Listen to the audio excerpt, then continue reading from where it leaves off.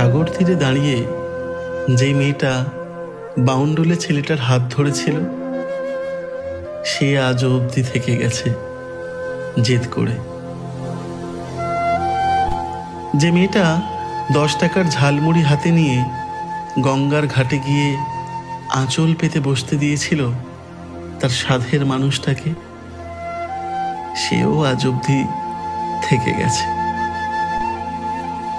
যে ছেলেটা প্রেমিকার জমানো টাকা নিয়ে পরীক্ষার ফিস দিত, সেই ছেলেটাও আজ অবধি থেকে গেছে জেদ করে।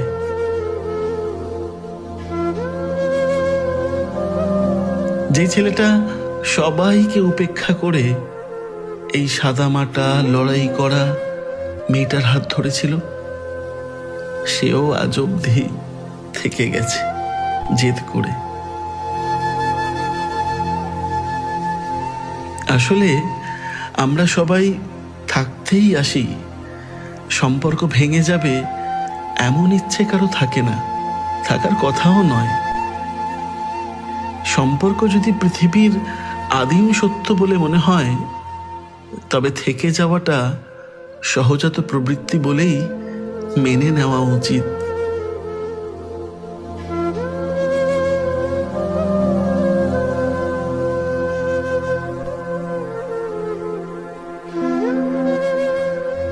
আর যারা হঠাৎ করেই হারিয়ে গেছে, মাঝ রাস্তায় হাত ছেড়ে চলে গেছে, তারা আর যাই হোক কখনোই জেদ করে থাকতে আসেনি।